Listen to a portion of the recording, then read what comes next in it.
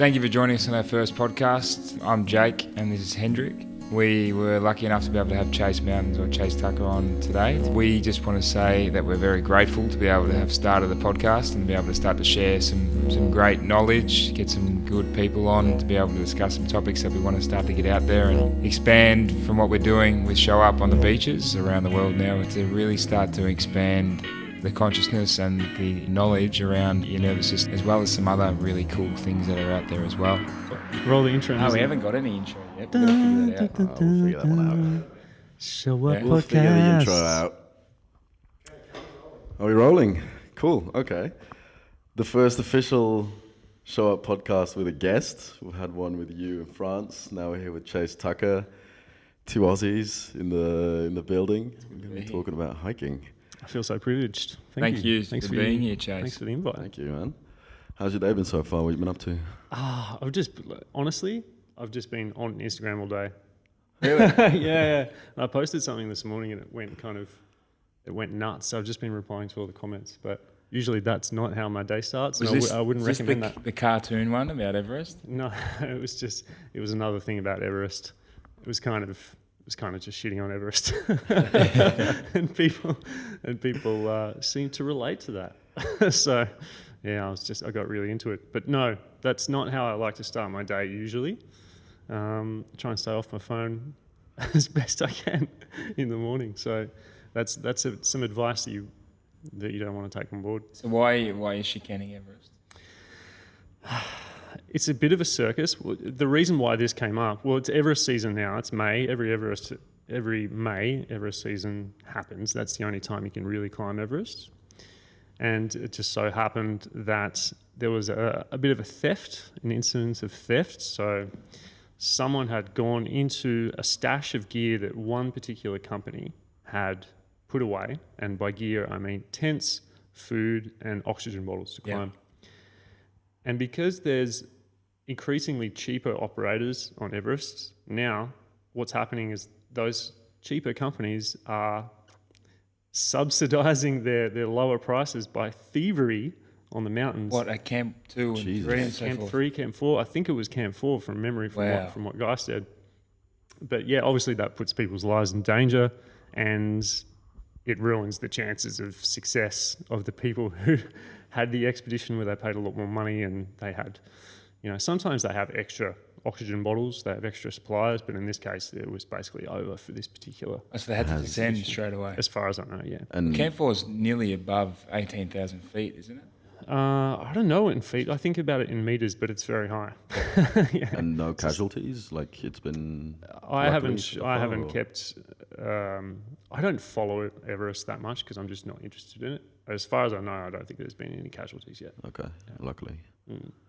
So that's it's interesting though, because everything I hear about Everest or what I've seen on videos and so forth, docos, it's like it's a train line of people the whole way up the mountain, summiting, paying a heap of money to just follow another person's footsteps the whole way up the mountain, get dragged up by Sherpas.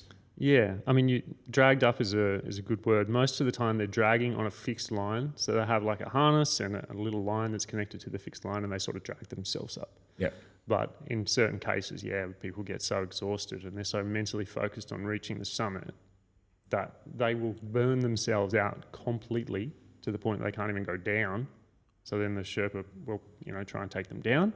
And then they'll be like, no, I want to go to the top. And then in that case, they can literally get dragged.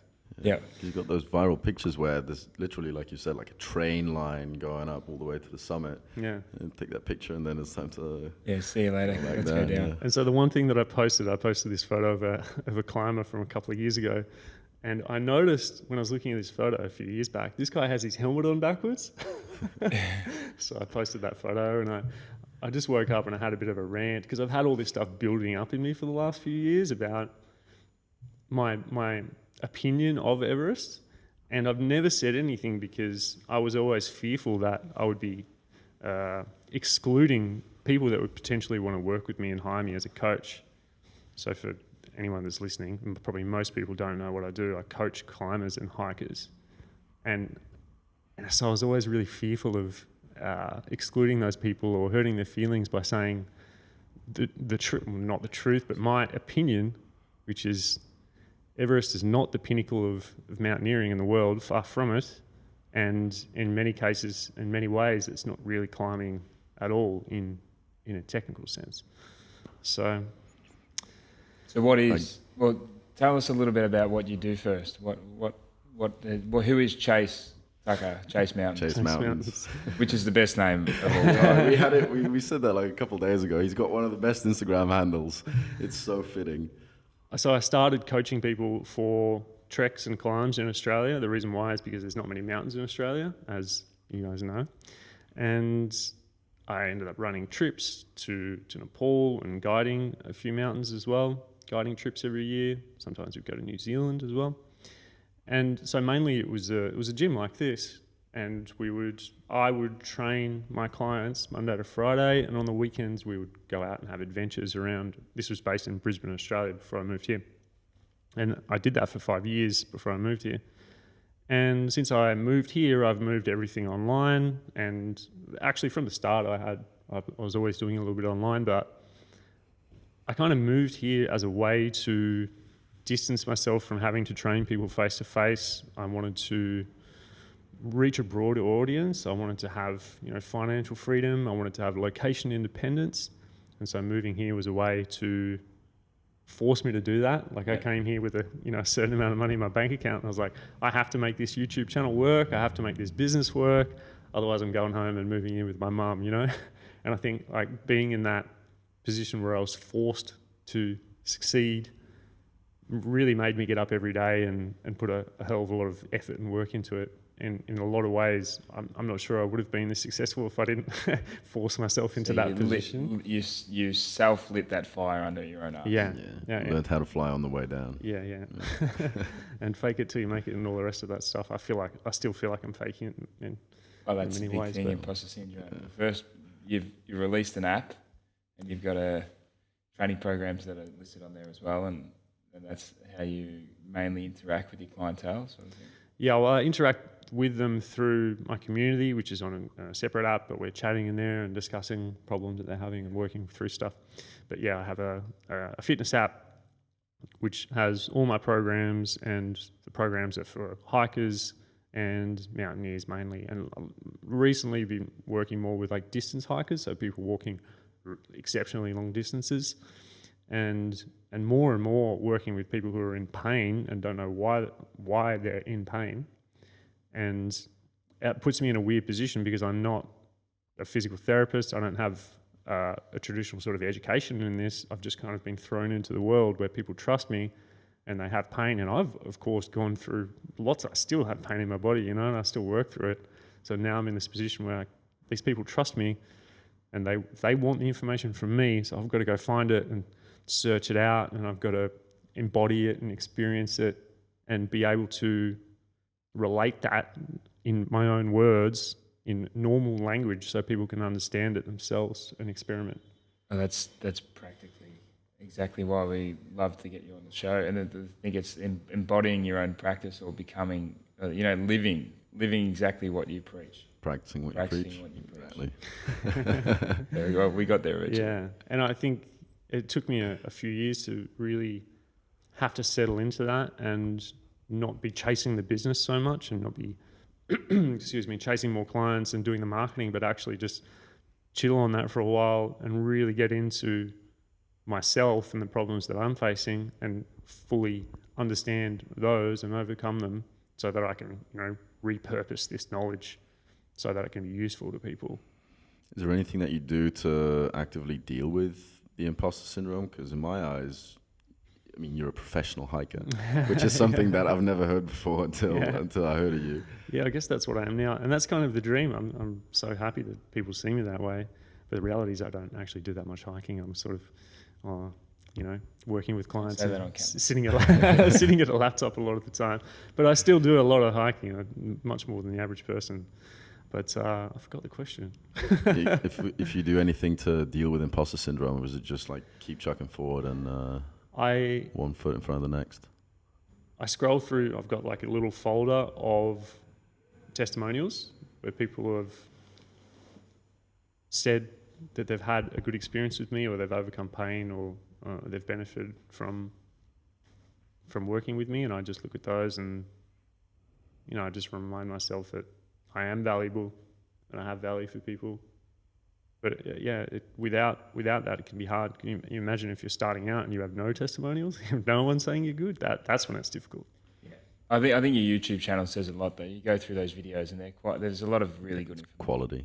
Yeah, videos are great, and I think in essence, you know, the amount of views or followers that is also a way of being able to look back the same as testimonials and be like, what the information or what we're delivering is valuable. So, that does help, but then you're always comparing yourself to other people anyway.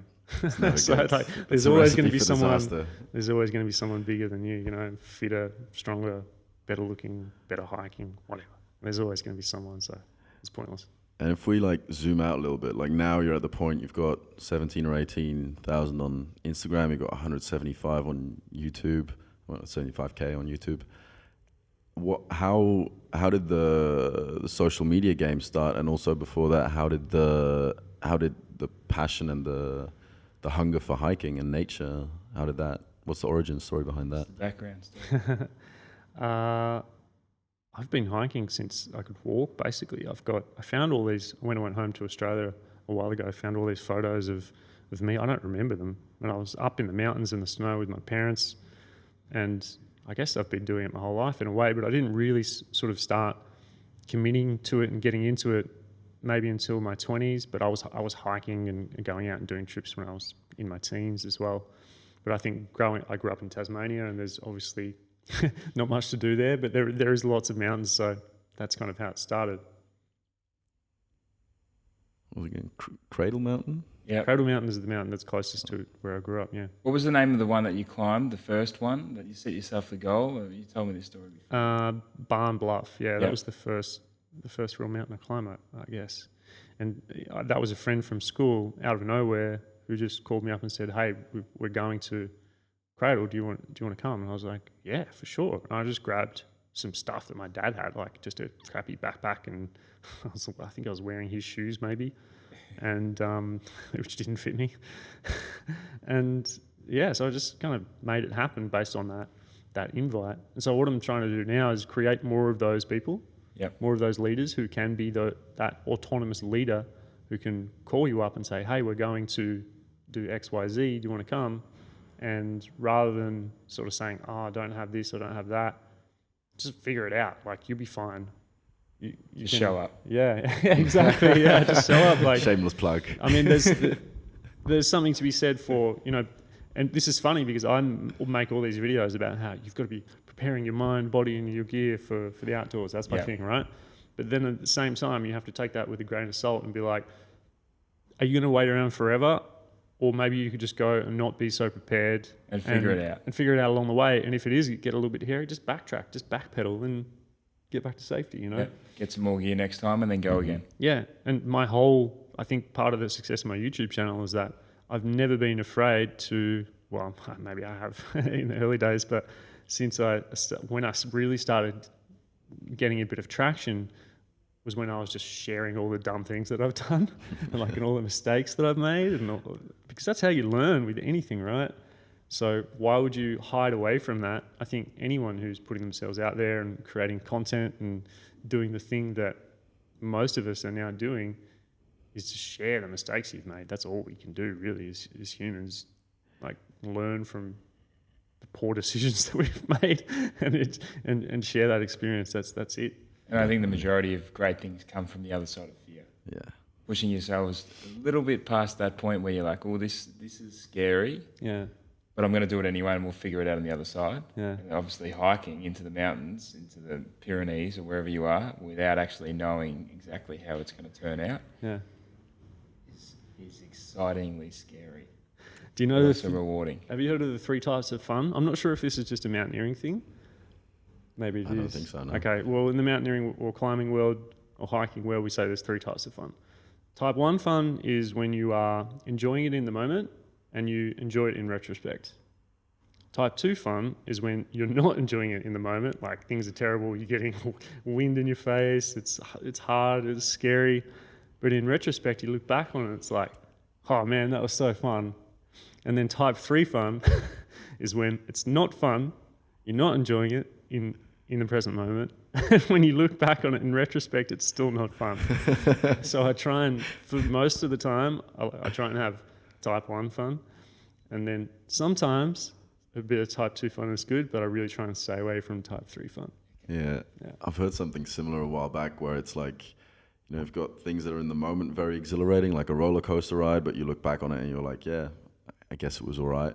But then the other type is like when you're with buddies, you're camping, it's raining, whatever, everything's going to shit. In the moment, it sucks. But then when you look back and you're at a bar, you're drinking a beer with your mates, and you're talking about it, and you're just laughing about how shit it was at the moment. Yeah, that's exactly right. When you're safe in a warm spot, drinking a beer or whatever afterwards. Not if you're ice climbing and you get stuck with a broken rope halfway up a mountain, and you might have broken your ankle.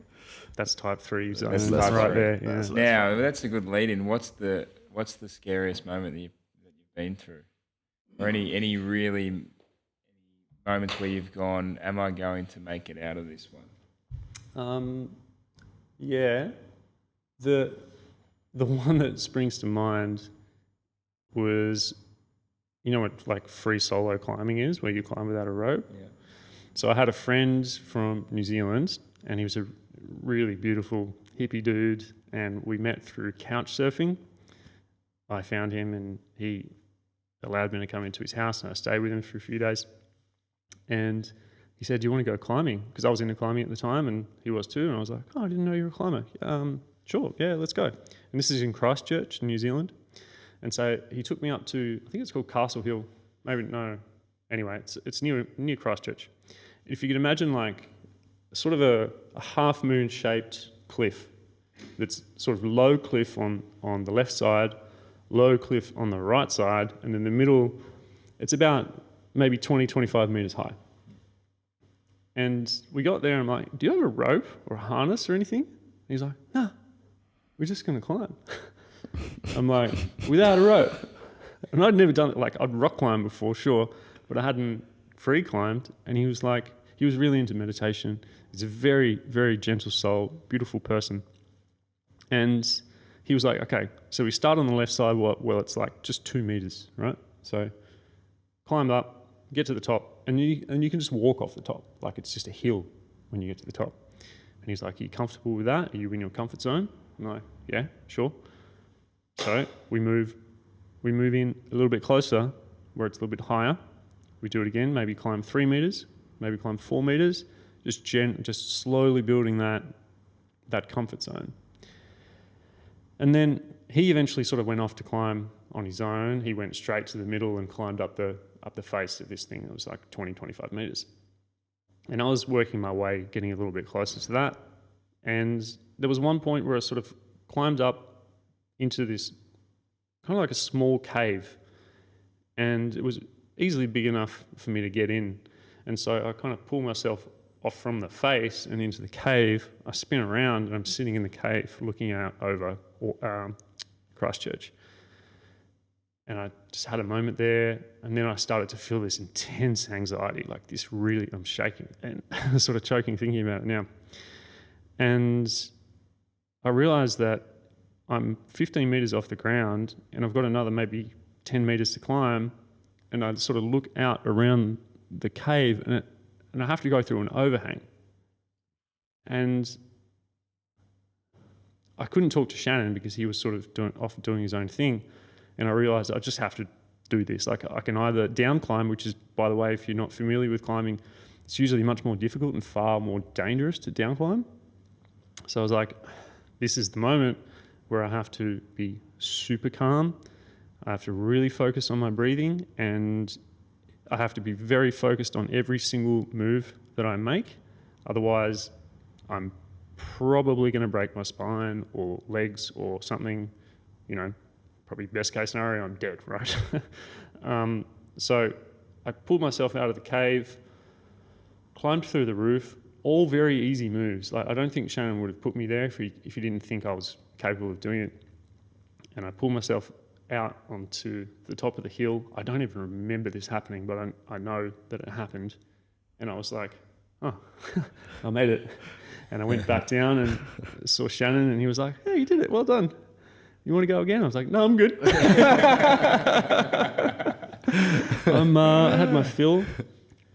The sad ending to this story, and I think it's an important thing for climbers to remember, is that Shannon, when I moved here to Europe, I landed in Oslo to meet my girlfriend, and I got the sad news that Shannon had passed away, and he'd fallen. Well, I can't say that because that was not the official report.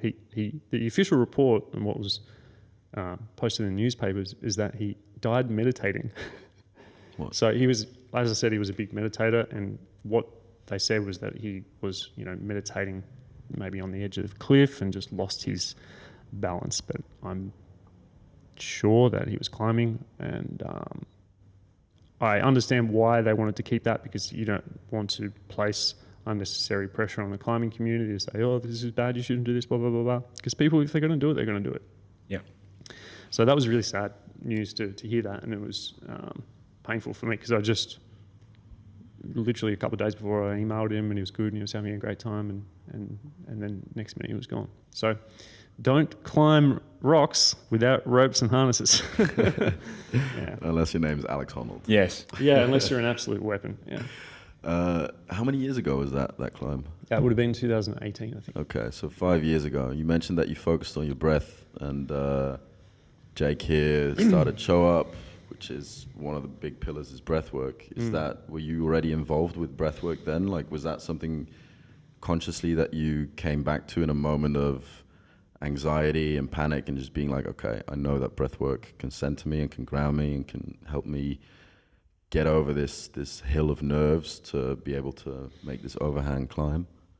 Yeah, I think so. I don't remember the specific time or the specific modality that I got into breathwork. I think the first time that I did it seriously and I made it a practice where I practiced breathwork was with the Wim Hof method. But before then, I think, being a strength coach, you learn that breath is important. You learn that the breath impacts your many parts of your body, not only your, biochemistry, but also your Biomechanics, functional control. Yeah, everything. So, which you just made a post on today about doing 5 pistol squats. Yeah. And what was the main reason that you figured out how you can get it done?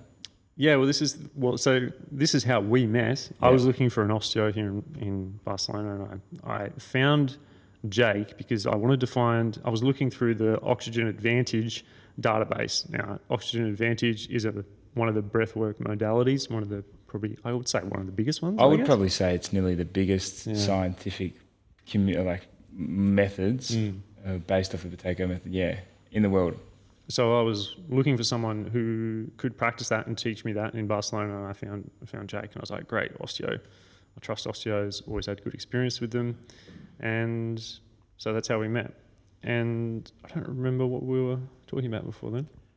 How breathwork is used within your own practice and how you've utilised it for climbing and so forth. Right, yeah. So we were talking about the pistol squat, which is, I feel like I've just leveled up my body, because I mentioned this to you when I first saw you. I was like, I'm a very capable human physically, but I've never been able to pistol squat for whatever reason. And it doesn't make any sense because I know that I've got enough ankle mobility and, I'm strong, I could squat, deadlift, whatever, but I just wasn't able to do it. And for anyone that doesn't know what a pistol squat is, it's basically, it's like a single leg squat with your leg out in front of you. And I've never been able to do it. Yeah, it's for sure it's difficult. Yeah, it's not an easy thing to do, but, I see other personal trainers and, you see people doing it. And for many people, it's something that they can just do straight away. Like, they just do it without any practice. And I've literally spent 10 years trying to unlock this. And I literally yesterday, out of nowhere, I can now do 5 on each leg, 3 or 4 on each leg at least, maybe 5. Give us a tip. What's the key? So it's a visualization thing so firstly, it's foot strength. Secondly, it's intra-abdominal pressure. This is my theory. Mm-hmm. Because I hadn't trained the pistol squat at all this year. I haven't trained it for 5 months or something. But, you know, I learnt a couple of things recently. One of them was establishing really good intra-abdominal pressure, not just pushing the guts out and just, you know, pushing the belly forward, but 360-degree expansion, what Patrick talks about, Patrick McEwen from Oxygen Advantage, really just feeling that balloon of pressure in the abdomen.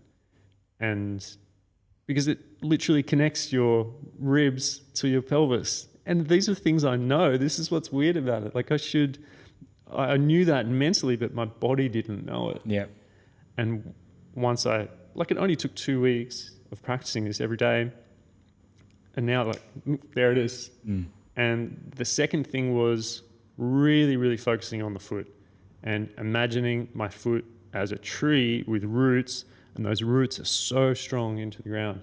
And the funny thing is, as soon as I release that attention from the feet, when I'm not imagining those roots, I fall over backwards. Yeah. Well, you've been wearing barefoot shoes now Vivo barefoot shoes for a while. And do you think that that's also helped your ability to be able to control through the foot? Like we can talk about the diaphragmatic control and that intra-abdominal pressure, and that's true. Like understanding how that breathwork technique to be able to increase that pressure can be practiced and increased, but the foot strength does take a little while. What, 6 months or so they say of wearing barefoot shoes before your feet are strong enough to be able to have full control? Yeah, from what I've been told, there's studies that suggest that simply wearing barefoot shoes can give you a similar amount of strength as doing an 8-week foot strength training program. Yep. I have not read that research. I'm yet to really fully understand that, but that's, you know, if that's what the study says, that's what the study says. My experience of that is, I feel like my experience of that has been different. I'm a bit skeptical, even though I love barefoot shoes and I wear them a lot. I'm still quite skeptical about whether they are the best thing for everybody. All the time. Yeah. Depending on what's happening with their feet. Yeah, I think this is the thing with barefoot, the barefoot kind of world. There's an assumption that once you go barefoot, you can't go back. And certainly people have problems, they do, wearing regular shoes once they've become accustomed to wearing barefoot shoes. And for me, that was the case. If I put on a mountaineering boot that's really stiff and very rigid, I have trouble and my plantar fascia starts getting pretty angry. So I guess if you were someone who was thinking about getting into barefoot shoes and making that transition, the one thing I would say is it doesn't have to be all or nothing. You can wear barefoot shoes, and certainly when you start, you shouldn't just switch to wearing them 100% of the time. You should wear them an hour a day for the first week or two, and then 2 hours a day. And then start going on walks with them and then start training. Yeah. But the one thing I always say is strength training. Do strength training barefoot or in barefoot shoes. I've got a personal question about that, because I started running 2 years ago in Berlin, and I started running every day with old hockey shoes that were 2 sizes too small, and it kind of fucked up my knees. And then I went to a special running store in Belgium where you run on this 10-meter long rubber band, and it calculates how your foot hits the ground, and so my foot rolls kind of out. So they give you special shoes where the sole is customized towards your own personal rollout. Is it then better to kind of not go that way and strengthen your foot naturally, or is it important to take into consideration how your foot naturally rolls out, and it's kind of hard to train that out because it's a movement that you've been doing every day for thousands of reps for years? You want to take this one? It's a hard question to answer, and I'm sure that a podiatrist might have a different view from me. There's always ways that you can try and functionally change the way that people's gait or the way that they hit the ground when they're running and their control and strength through the feet. But then it also comes into the conversation about how much strength are they able to absorb through each leg, how's the functional pattern of the foot moving, and then also looking at like leg and glute strength or even bracing through their abdominals. Like, are they having hip shifts? Is it something that can be trained out, or is it a structural issue, or is it just a functional issue or biomechanical? So I normally, with regards to shoes or like feet, feet issues. I would always say strength training is the best option for everything. If it's necessary to add in a pair of shoes that provide more support, or adding in plantillas or orthotics in English, I only recommend them if it's something that they need to be able to get out of pain, if they're having issues, or if they're about to run a marathon and they need something to be able to get them through.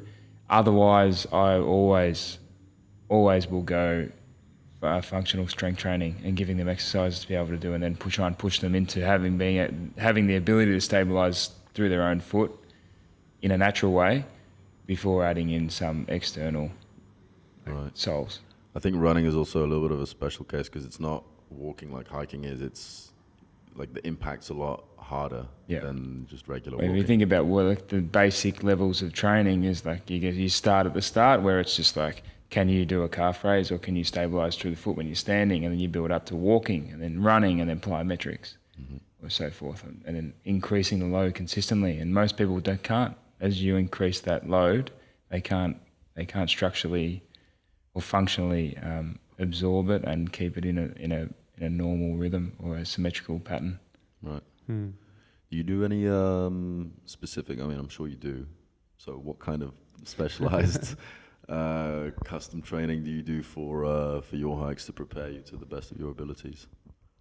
The truth is, I don't train myself now for hiking. I don't. Controversy. Yeah, controversial. People are, assuming as I'm coming up to a trip, they're like, "What's your training program? What are you doing? Are you like building up? Are you tapering? Where's your your tapering phase? Where's your peak?" I'm not doing any of that. All I'm doing now is just trying to achieve balance in my body, and spends a lot of time in the sauna. Yeah, lots of sauna time. Lots of times just relaxing, just being really, really relaxed and working on these slings that connect the hips and the ribs and feeling more elastic when I walk. The thing is, I've worked on my body for a really long time, and I've forced my body into submission so many times. And I was speaking to Jake about this in his clinic when I first went in. I feel like I keep hitting these walls, like pushing myself really hard, making good progress, like putting on a bit of muscle, feeling really confident. I did like 1,000. I literally did 1,000 pull-ups in a 6-week training period, and then I blew out my shoulder.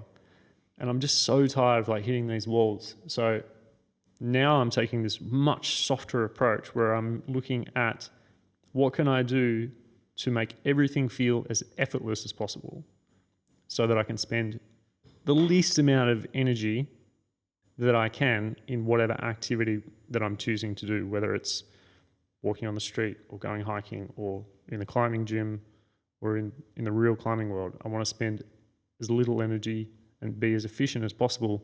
And that comes from balance. It comes from being really solid in what we were talking about before with the intra-abdominal pressure and allowing that balloon of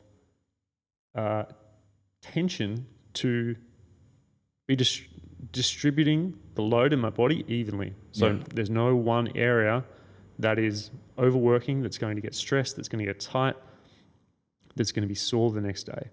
So that's what I do now. I know the answer to this, but do you think that by controlling or having a good understanding of what happens through your breath, that it can affect every other part of your body, especially in a training session or program? 100%. And it's a shame that it's taken me this long to realize. I looked back on my channel the other day. 8-9 years ago, I was working with like a PT. He was a physical therapist, physio we call them in Australia. And there is a video of him teaching me this stuff 9 years ago. And I ignored it because I thought it was just like too complex or too much nonsense. Could you imagine where I would be with my body and like how capable I would be if I actually continued down that path and really focused on it? I'm smiling, but it really frustrates me. But that's life, the lessons that are really important, if you're not ready to hear the lesson, you won't hear it. Yep. We'll move on to the next podcast. Yeah. Like literally the person who is tuning out right now won't learn that lesson that we just spoke about because they're just not ready. And that's okay. It's fine. And this has happened to me thousands of times, I'm sure, more. So that's the one thing that I keep telling myself. It gives me some comfort to be like, okay, well, I learned that lesson 9 years ago, but I just wasn't ready to really take it on. And start to implement it into your life. And what type of training was it exactly? It was intra-abdominal pressure and hiking. And So allowing the backpack to sort of distribute evenly through your... It's bracing, right? Or am I Practically wrong? bracing. Yeah. Like Using trying to emulate that belt for when you squat or when you We talk a lot about that, the diaphragmatic contraction and relaxation phase and increasing that 360-degree intra-abdominal pressure or getting it to move in the ribs at the back as well as just at the front of the stomach. But being able to do that efficiently it affects bracing, functional control and movement, but it also affects everything else, like increasing your parasympathetic drive, increasing vagal tone, decreasing inflammation within the body at a certain extent. That bracing, you would do that continuously throughout the hike then? I mean, you can't. Well, I guess you can when you're an expert. I guess that you get to a certain point where the nervous system adopts that as the default, and it's just a normal pattern. When you're learning, you have to put a lot of extra effort in. You need to, think about dropping the sternum to create that pressure in the abdomen. You need to think about a little bit more abdominal muscular control to be able to keep that pressure. And you need to do a few other things like tucking in the ribs. But what I'm told is that over a period of time of practicing this, the nervous system will adopt that as a natural pattern, and then you don't have to think about it. So it would be ridiculous to do a 90-mile hike and think, intra-abdominal pressure for the whole time. Yeah. Like no one wants to do that for the rest of their life. We've got other things to think about. So that is maybe that's what stopped me from really learning that lesson the first time. I was like, I can't think about this the whole time. But I just wasn't aware that. Or what's this humbo jumbo thing that this physiotherapist is telling me? Yeah. And this guy was like, I want to get big biceps and big calves. They're all quacks. Yeah. What is this hippie breathing bullshit? Yeah, it's sad in a way that it took me so long to learn that, but I'm super glad I learned it now because I can literally feel my body just releasing this tension that I've been holding on to. So it's a bit of a mix now between training, getting ready for the adventures, and also practicing some other aspects that are bringing you back or calming the system down, allowing yourself to heal, regenerate. I know that you do ice baths, and we have done saunas a few times, and starting to put in some things into your routine that are bringing you back into that calmer sort of state of mind and allowing healing as well. Yeah, and I spoke about this with my clients the other day on a call. What I like to think about is if you think about your training and your preparation and maybe even your health as a cake, and then there's the icing. So the cake is the stuff that really matters. It's like 80% of what you do for your health and for your physique, for your training, should be, the simple basics that really matter. And I guess for a long time, I was thinking about breathing as the ice on a cake, that perhaps I could get a little bit of extra performance or improve my posture or whatever. But what I'm realizing now is that breathing is making up the vast majority of the cake. Yep. And the icing is things like, the periodized training plan that is minutely changing all the different rep sets and reps and everything that you're doing, or, maybe to some extent, ice bars and advanced recovery protocols and all this sort of stuff. Perhaps that's the icing. I guess it really depends where you're at and at what stage you're at. But for me, breathing is the cake. It's the 98% when it's sold as the 2. Yeah. And I think if more people understood that, we would see a lot less pain, a lot less people spending thousands and thousands of dollars on chiropractic and podiatry, osteopathy. Don't get him out of business now. Yeah. I mean, how do you feel about that? Like, obviously we're so far away from that. I think we all know that the majority of my work and practice nowadays is done around breathwork, repatterning, and teaching people this. This is why we're here. Yeah. So I completely agree. I think, well, the reason why I got into it was because I was interested in sports and improving and giving athletes that extra 1% and being able to get into the world of sports. We will. But what I figured out, especially through Patrick, is he trains athletes, gives them the extra ability to be able to push harder, that extra little bit to beat everyone else. What we've both realised is that figuring out how to breathe correctly and utilising those techniques is the biggest answer of all to help everybody. It's the key. And practicing proper breathwork techniques by understanding your biochemistry, your biomechanics, and then changing the rhythm of, or the resonance frequency or the amount that you breathe can change a life in under 5 minutes. Yeah. Forever. Yeah. If you actually listen to the podcasts. Yeah. And I think it's sort of like I was saying before, you understand those lessons when you're ready to learn them. So you can listen to a breathwork video and zone out for a really important cue, and you'll be like, oh, this isn't working, I'm not getting anywhere, like I'm not getting like a full mind-blown DMT experience, like obviously that's not going to happen. Like you see, I get all these videos on YouTube like DMT meditation. I'm like, I'm down for that sounds awesome. Yeah. But I know that I'm going to have to practice that for a good month at least before I get anything really. Same thing with like anything else really. Yeah, look, the whole world at the moment wants to run around and do hyperventilative breathing, and we don't even need to bring this up. But everyone wants. No, well, you have to bring this up. So I see these ads on YouTube for like breathwork courses and stuff.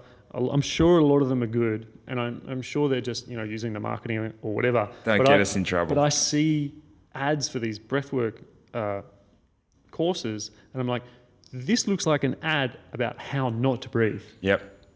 Exactly right. So just be a little bit careful about getting to teach breathwork. So I guess we can talk about, first of all, the nervous system. It's the videoing of someone in what I like to think of as a ceremonial experience, right? So when you're doing something hyperventilative, especially over a longer period of time, in essence, it is a way of being able to, one, release some trauma and access a different state of mind and release some DMT eventually through the pineal gland, through breath work, right?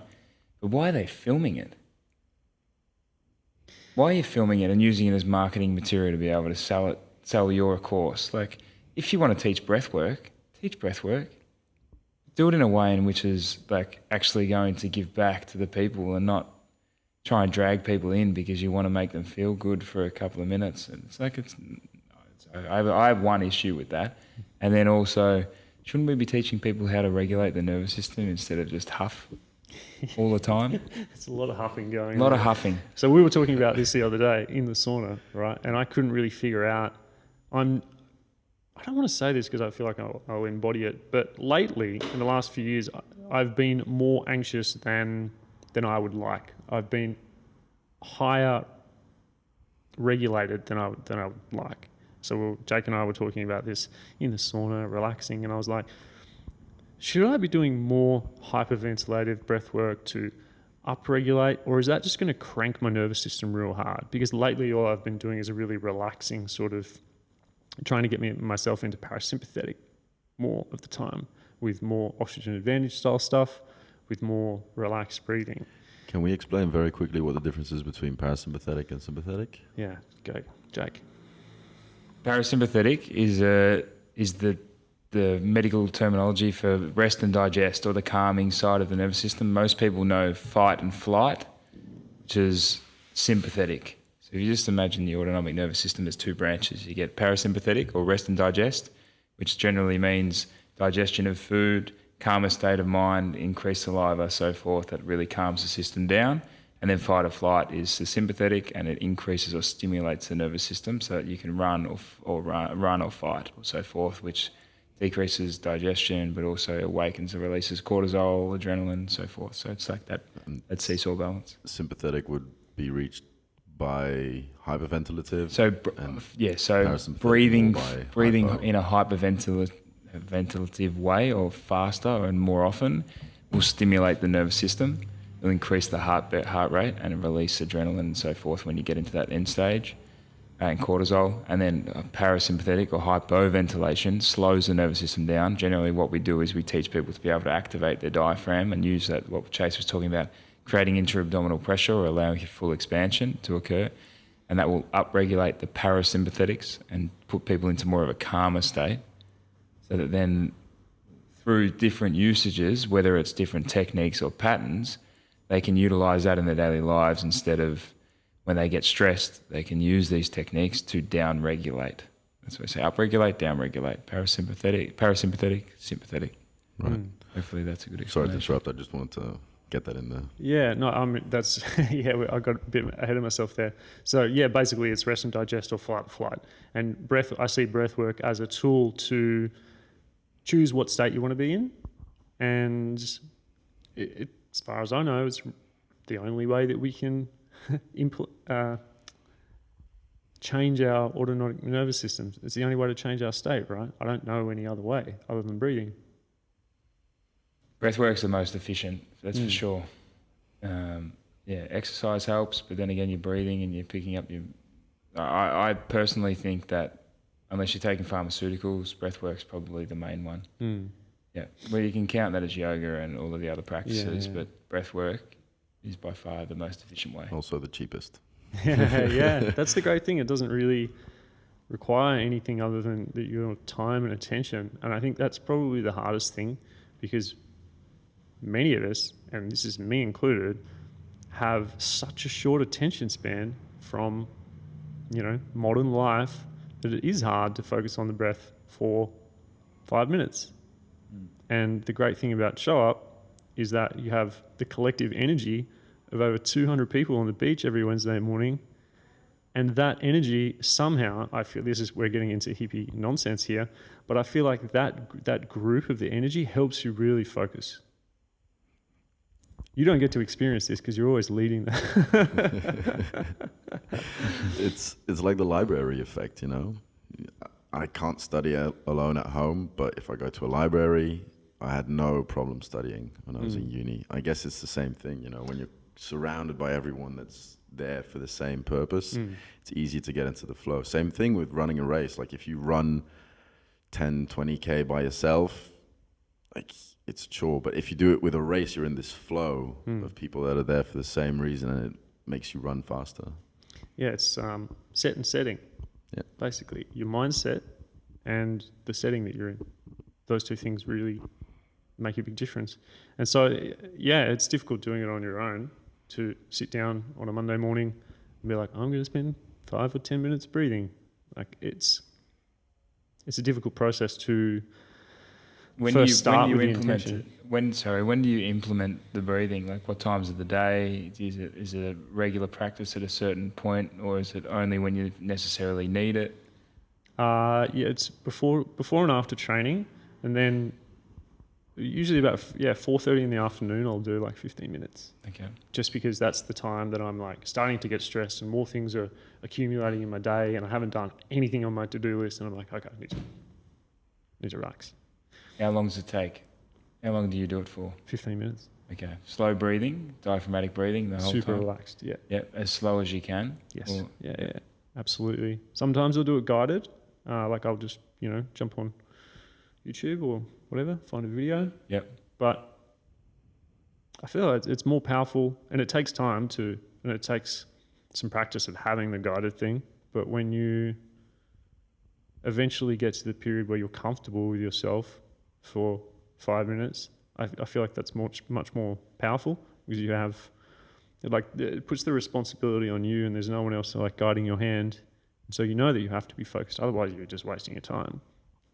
But don't feel like you're wasting your time, because it's all really it's time well spent for sure. So you obviously found that it's affected you physically, and you're less stressed physically, but also probably since you've started practicing, and then from the difference between in the past, how have you found that it also mentally has affected you as well, or emotionally? I'm not sure if I'm really experiencing the mental benefits just yet. I mean, I'm a fairly calm person most of the time, so I guess it's kind of accumulating to that very slowly. But mainly, it's for me, it's mainly been in the body, but also at the same time, it's all the same thing, really. Yes. So like, I feel great in my body. I feel much better, and so that automatically influences the mindset because you feel great about yourself and you feel confident. And so that's, yeah, it's inherently tied. My whole channel is about this mind, body, gear thing, but more and more I'm like, there's no difference between the mind and the body. It's all one unit, you know? And using the breath to then influence how we think and entering different states of mind. So we touched on hyperventilative. I think it has a necessary case. It's good to use it if you need it. It's a tool, but it just shouldn't be practiced all the time. It's the hypoventilative approach, because of the society we live in and how much we train and what we do to our bodies, is more beneficial to be able to be used the majority of the time. And just it's not as popular because we don't have those feelings of euphoria or those drifting off hallucinogenic experiences. So that's my pitch. Yeah, I got a massage the other day from this wild Brazilian lady who's lives out near Montserrat, and she was kind of speaking to me in Spanish and massaging me. It was a very different type of massage. It was very like rhythmic, a lot of shaking, and about halfway through the massage, my solar plexus, so just around my ribs, was warm and vibrating like rapidly. And I've never experienced anything like that before. And I think it partly is because she's like a breath wizard and an amazing, I can't even call her a masseuse because it's so varied what her experience is. But I've never felt anything like that before, you know. Maybe that's got something to do with why I feel so much better. And I think all these things come down to like experimenting and giving some time to a practice, not just doing something for 2 weeks and saying, oh, okay, well, this doesn't seem to have unlocked my body or improved my mindset. Like it'll take you 2 weeks to really understand the cues that are being delivered to you. And then you'll do it wrong for a week or two.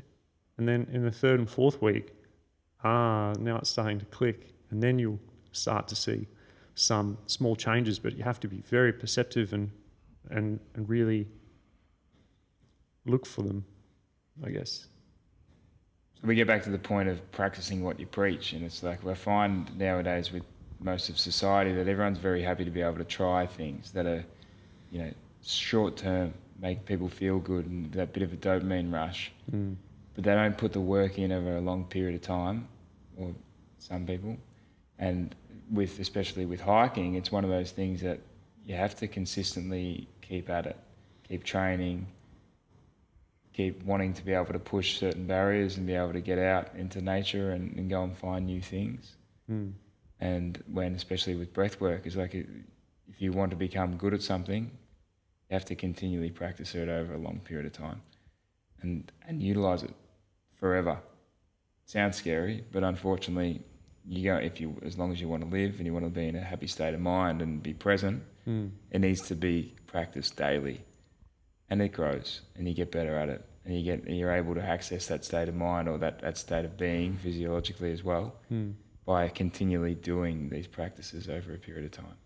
I find that, that's useful, but I find that terrifying to do. The idea of doing something for life, even though that is the best approach, like everything that I do is all about the long term. I'm always focused on the long term with the content that I put out and the programs that I make and, my approach to training myself and other people. But at the same time, to think about, I'm going to breathe for 5 minutes every day for the rest of my life, it's too much. Just like get through the day and do one breath session. Don't worry about tomorrow. Just do it today. And then the next day, get through today, do a bit of breath work. It's like... It's a good way to put it. I'm a little bit hardcore in my beliefs, and I sort of generally tell things that scare people. Yeah, I mean, it's like if you're trying to... if you're an alcoholic and you're trying to quit alcohol, don't say that you're never going to drink ever again. Say you're not going to drink today. Get through the day. Same thing with anything else. Just one day at a time. Circling back to when you practice daily, you got any recommendations? Because you mentioned that you go on YouTube, you look up a guided one.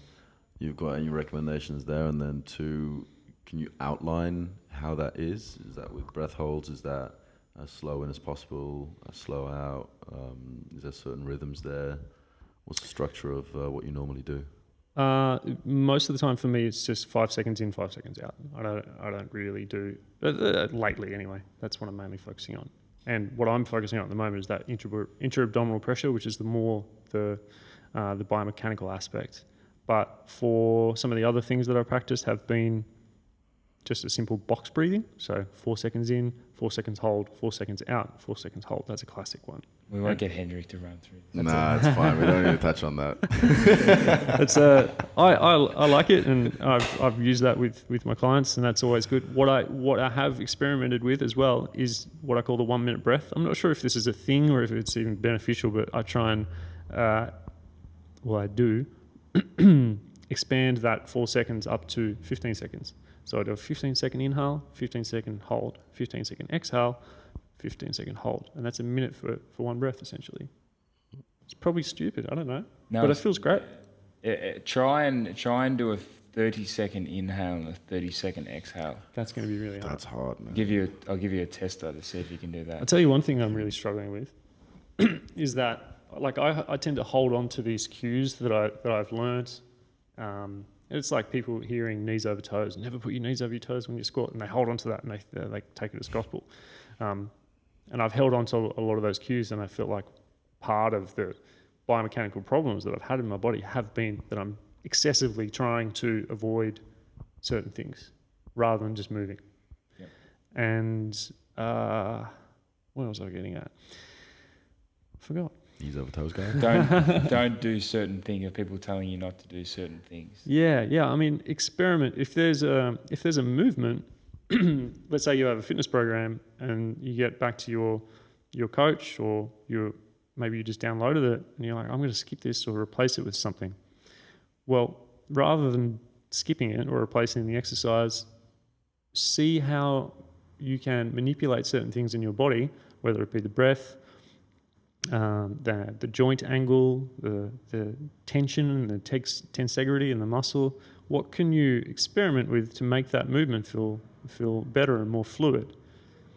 Because right there, you're missing an opportunity for learning. And if you can find a way to make that comfortable, like I did with the pistol squat, then you have, firstly, the opportunity to really benefit from that and become stronger and better.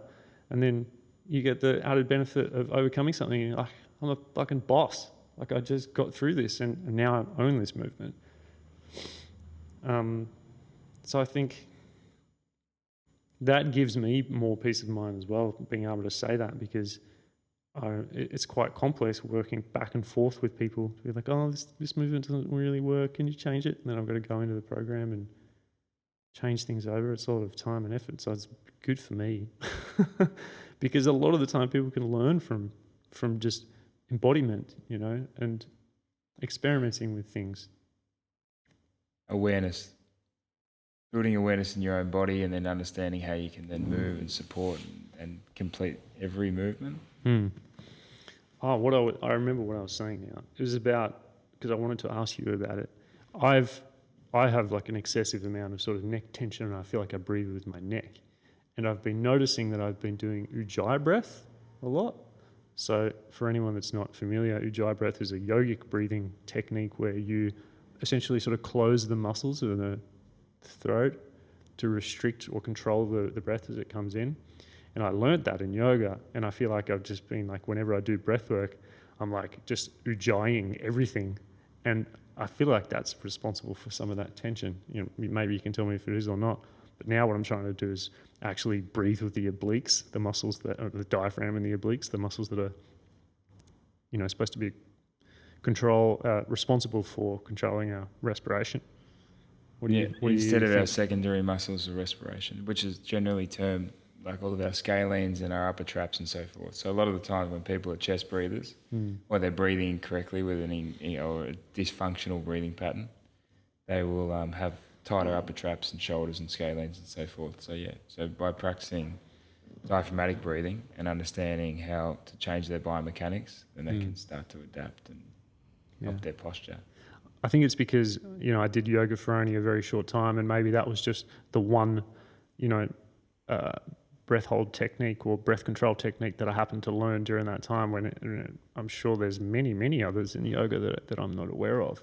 But I just took that and that became my thing. Same thing with the Valsalva maneuver, the Valsalva maneuver, thank you, when you're squatting or deadlifting, you know, that I guess that's a contraction and muscular contraction, but also that intra-abdominal pressure. So the Valsalva maneuver, for anyone that, I just got it wrong as well, maneuver is a orthopedic test, but also used in training sometimes, where you increase your abdominal pressure by contracting, and generally it's after a breath in, and then you squeeze down, or you actually, what we say is, imagine that you're blowing out through a balloon through your thumb, and if you've got a symptomatic disc injury, then it will show through the increasing that abdominal pressure, it will bring on symptoms of pain or radiculopathy. Oh. So using it whilst you're training is practically bracing to a certain degree. Yeah. Do you ever combine it when you're hiking? When you reach the top, is that like a practice that you do to ground yourself and kind of celebrate that you're at the top? I do. Well, I practice breathing when I'm hiking. So I'll go through periods of when I'm going through, especially if it's very steep and I'm not enjoying it. I'll be like, okay, take 2 breaths per step, 4 steps per breath or something like that. So I'll generally use it then. And then when I get to the top, often I'm with other people. The summits of mountains are not really the best place to find peace and silence and stillness, because there's always some dude up there or some girl up there. So a lot of the time I'll do that just on the ridge or the side, somewhere where if I'm waiting for something. Like the other day, I had a guy had to run off and come back. He dropped something, so I'll just sit there and wait. Is there an added level of difficulty when you do it at elevation? There must be, right? Well, yeah, for sure. But you won't really feel it until you get above 3,000 meters. Like, it's difficult to feel altitude sickness in the Pyrenees. You probably won't. Yeah, that's where it sort of just starts to kick in. Have you experienced it before? Altitude sickness? Yeah. Oh, yeah. Yeah. Where? Nepal. How does it feel like? It feels like shit. It's terrible. I didn't feel it at all.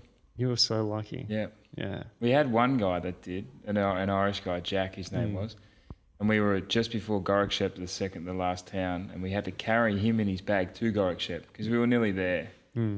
And he was in a very bad way for like a good 6 hours. And we loaded him up with Diamox and he come good, and he didn't want to go back in the helicopter, and he said, I'm getting to Everest Base Camp. And he convinced us, because Gorokshep's actually higher than Everest Base Camp. So he stayed there that night, took Diamox, and then we took him to the base camp the next day and then got him out, and we took him down to La Buche. You did Everest? This is the thing. People always think like you do Everest, but it's actually just like base camp. This is why I don't care about Everest, right? Because no one has any idea really what it is. Like, I could tell all my friends and family that I've done Everest, and they'd be like, oh, I just figured you... Yeah, of course. You've done it, haven't you? Like, people just... But really, all they've done is they've walked to the bottom and they've taken a photo at the little mound of stones and said that they've been to Everest. But that's fine. That's a great place to go. It's really great. I mean, it has impacts on tourism and all that sort of thing. But the treks are awesome. Yeah, someone asked me in the comments this morning. They're like, Stunning. "Are you against trekking?" I'm like, "Absolutely not. No, go have a great time. There's no one stealing But it's bottled paying, oxygen." It's paying $100,000 to be able to summit a peak that they have practically lined for tourists to be able to come and spend the money to be able to tick the box and say you've done it. Yeah, I'm just pulling this out of my ass really, but I'm going to just say that the vast majority of people who are climbing Everest now aren't practicing climbing. They're not practicing climbers. They're just tourists that have a crash course in mountaineering, give them a bottle of oxygen, and most of them don't know how to tie a figure of 8, like a knot, to be able to keep them safe, probably. And they push them up a hill. Well, then I wouldn't discount them physically, because I think they'd probably do most of the work physically, but it's the mental work and the preparation and the placing of ropes and placing of gear and the organisation. Like there's a very common quote that mountaineering is 90% organisation, and if you're going on an organised trip, then you're doing 10% of mountaineering. I love that. So, I've got 2 questions. Is like, name a couple of places that would be harder than Everest if you were to go and summit and to climb, or like some goals for yourself if you were to go and... I was about to ask that as well. Do you have like a bucket list when it comes to mountaineering? I don't think you can compare Everest to anything else other than the other 8,000 metre peaks. So there's 13 others. I think 10 of them are in Nepal, 4 of them are in Pakistan, sort of Tibet. They're all around that area. High altitude mountaineering is in a category of its own because of the specific demands that are placed on the body, like high altitude.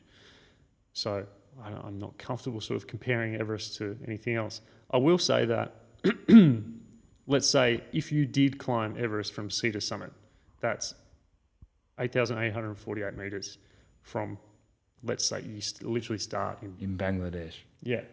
Which a friend of mine and an old employer of mine who started the company Sea to Summit, he was the first person to do that. Australian, by the way, absolute boss. Tim McCarthy's name.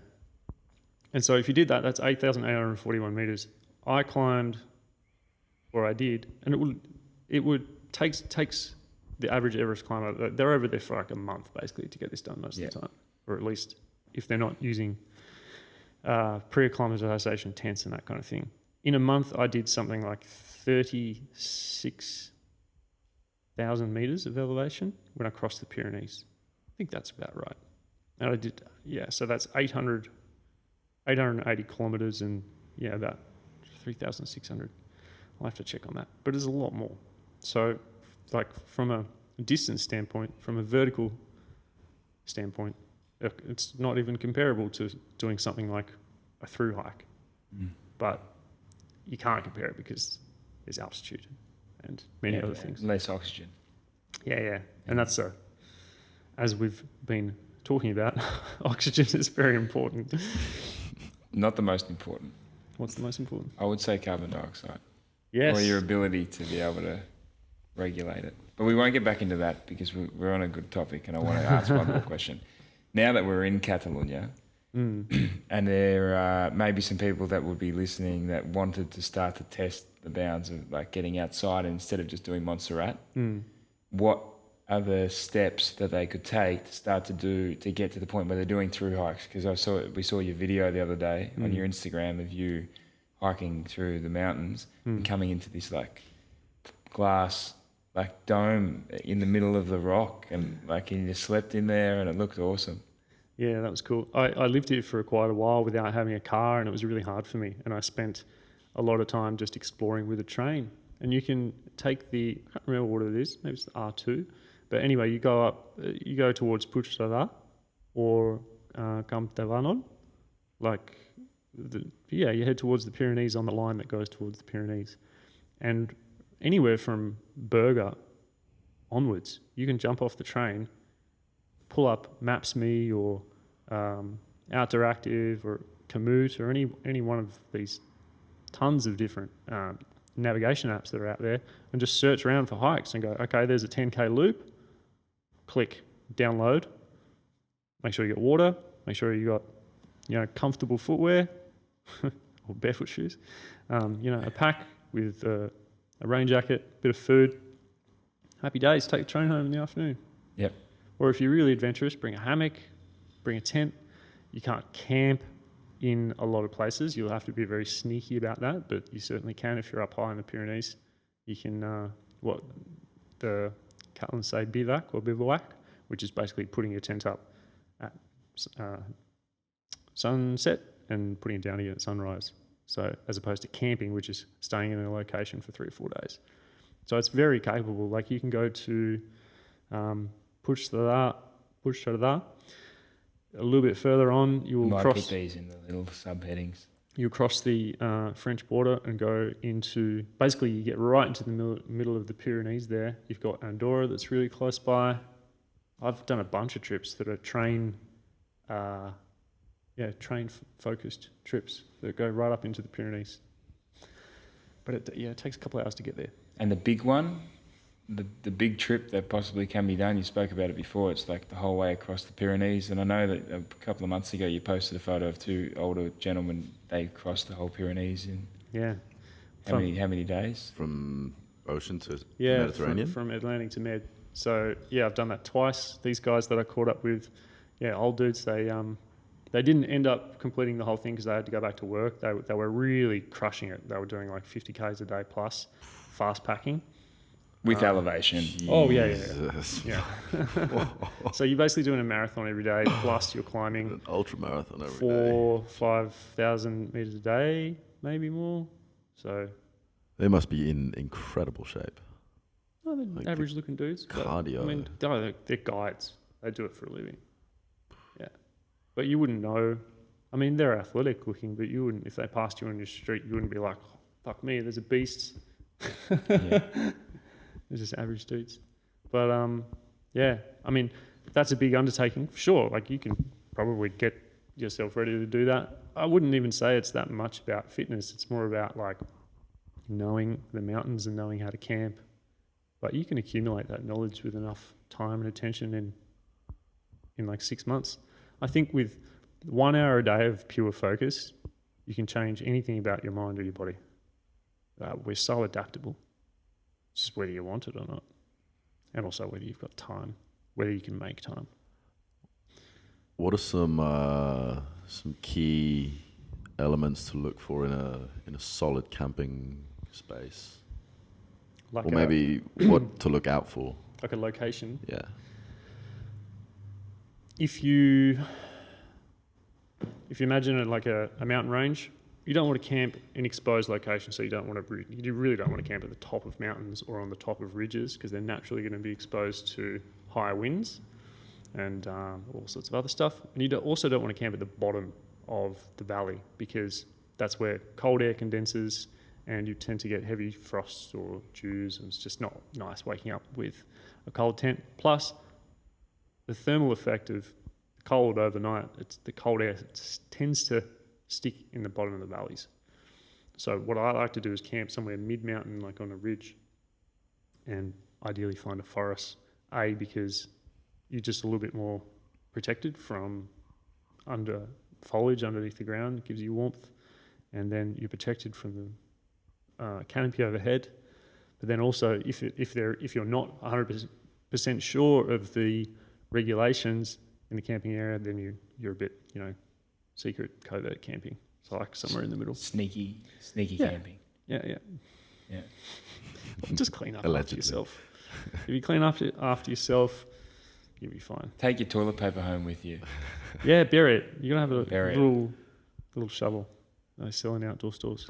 Have you had any wild animal encounters, like a boar sniffing around your hammock or your tent? No boars, luckily, because they're scary. I saw a lynx once in the Pyrenees. A lynx? That's even It scarier. was wild. Jeez. I mean, I wasn't Big scared. cat. I was just fucking surprised because they're literally endangered, super endangered. So this was on one of these crossings of the Pyrenees. I was coming down into this little ravine, and I think it came down for a drink. And I had my head torch. Weirdly, I only saw like kind of a silhouette of it, but I saw these super sharp ears. Big, they're very indicative of the lynx, and a really long tail. And it was, it was a cat that had, its body was that big. So if you're listening, like, I don't know, 1 meter, 3 feet. But then the tail was like another 3 feet. So this huge long tail and these huge spiky ears. Beautiful and it animals. saw me and it paused for a second, then it went fight or flight. Boom. Gone in a second. It literally rock climbed up this ravine. It was gone. Wow. So that was cool. Yeah, that must have been magical. Yeah, and super rare. So I'm very grateful for that. Any last minute takeaways of some people wanting to get involved with hiking or mountaineering or even breathwork? Yeah, I mean, we could do some trips. I was talking to Mark from Cruiseman about this. He wanted to go out and do a little excursion. We talked about it as well at some stage. Yeah, I would love to. I think it'd be cool. Maybe combining a retreat with a little bit of hiking. The thing is, you get 8 people. It's very hard to stealth camp or that attracts attention. So it'd be best to just do day hikes, stay somewhere in a nice location like a Cabin or cabin. Yeah, and then we can do some day hiking. That'd be cool. I mean, the main reason I did this podcast is because I want to make friends in Barcelona.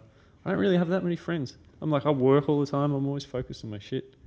It would be really good to meet new people, and that's the great thing about what you guys have created. And I want to express my gratitude for that, by the way, because it's literally been it has been life changing for me, even though I haven't shown up that much. But you did run a session. I did. I ran a session, but I've just met so many cool people through it. So it'd be great to expand that community and take it outside of Barcelona, because I feel like Barcelona can be, it's a beautiful city and I love it dearly, but it can be a bit stifling at times. I'm totally confident that there's going to be little shoot-off communities from SHOWUP. Like there's already a beach volleyball one. Yeah. I'm sure hiking is going to be one of them. Mountaineering. My CrossFit coach came to me. He's like, I swear you got a lot of people on the beach. Like maybe beach CrossFit sessions. Right, we're going to start a running group. Club. Like there's so many different niches that people will be able to fall into, and I'm sure that hiking is. I'll eventually start a super beach combinable. swimming one, and I can convince enough people to do it. Yeah, we'll be down. But I appreciate it. Thanks for coming on. Yeah, you're welcome. How do we find you? Chase Chase Mountains is my thing. So you type that into anywhere, you'll find me pretty much. I'm even on TikTok these days. Ooh. Hey, so he doesn't like it. No, I'm not a TikTok fan. Yeah, but that's it. I don't, Last one got 800 views. Wow. Didn't tell you yet. You have another question? Yeah. One more, just to round it off with. What is hiking for you? Is it an escape of the city life? Is it meditative? Is it your favorite practice to stay active? Like, what's the draw? Because everyone's got their own thing, but I'm very curious to what it is to you. it's just fundamentally being human and being in connection with the environment. That's it. That's all it is. Beautiful. Where can people find you? And you got programs, you said. What is it? What do they revolve around? Plug anything you want. Stage is yours. Yeah, the best place to start is my YouTube channel, probably. Loads of videos on there. Instagram, I guess. Post some little reels and stuff. And then I have my programs, which are on chasemountains.io. So feel free to explore. That's it. Thanks for coming on. You're welcome. Thank you very much. Happily come back. It's nice to chat face to face and have a space for this. We'll do this again for sure. Yeah, for sure. Cheers. Beautiful one. It's a wrap.